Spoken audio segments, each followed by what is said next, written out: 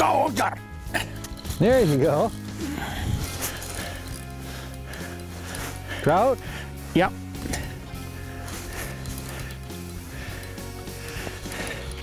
You know what? There's another one on the screen too, Douglas. I had that the other day. Whoa. Loose and dry.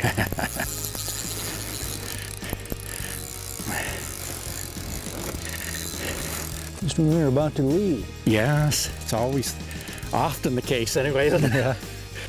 Huh. Well, there's nothing epitomizes the jigging scene and the excitement that goes with it. No. Like trout. I mean, it's fun to catch walleyes and the panfish. You know, I love them all, but when it comes to... Look at the rod. I know. That says that it all. Says it all. Yeah. Well, if you had to pick one jigging lure, what would it be for trout? Oh, no question about it. A tube jig has caught so many lake trout. We've been fishing with those for over 20 years. Yes. There she is. There it is. There we are. Man, beautiful fish. Beautiful. Wow, look at the colors. Incredible. You got it. Get her? There we go. So, that's what we're after right there. Look at that, folks. Ah, beautiful. All right, down we go. Just beautiful. All right. You know, the thing about the jigging scene is that it's the nature of the fish that really determines how you're going to approach the fish when it comes to jigging. And I mean, that's obvious. I mean, if it's bluegills and it's perch, but you know, I mean, you go from bluegills to even perch, and you have to change. The bluegill prefers a little bit different lure than the perch does oftentimes. Not that they won't both eat the same thing. And so it is when it comes to, let's say, pike.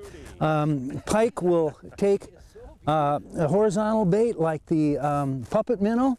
They'll eat these tubes that we're fishing with right here, but if you had to select for pike, it probably would be that puppet minnow. Yes. But they'll eat just about anything. But so then when it comes to the lake trout, we know they'll eat that puppet minnow, and we're talking about a bait that's horizontal swings like that.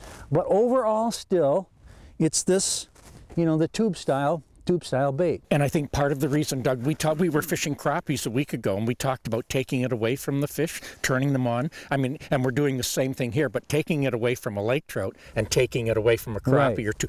When we're doing crappies, it's like this. Lake trout, you can reel like that, and Well, the faster... in fact, why don't you show them, you know, exactly, because the jigging motion is different. It's more pronounced, and you can show them that as you get going here. Sure. I go back over there and catch me one.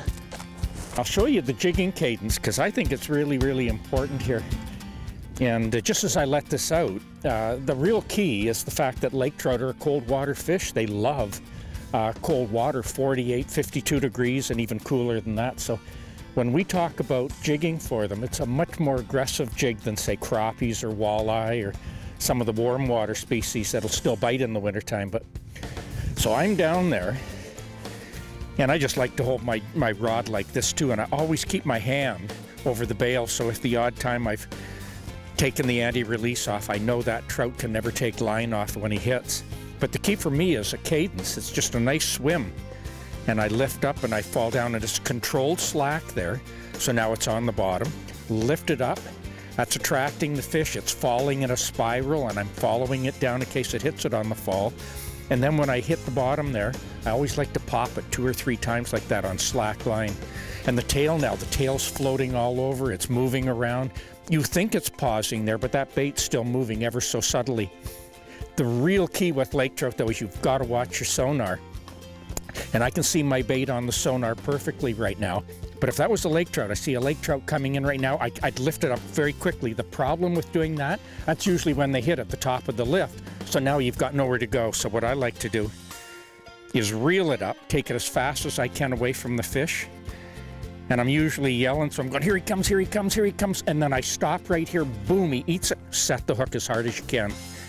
You'll get 95% of them, but do not make it easy. You've got to take it away from the fish. And when we say take it away, I mean, we really take it away. It's a smelt or an alewife or a shad or a cisco, and it's that big 20-pound trout's coming in and it's taking off. That's what you got to simulate.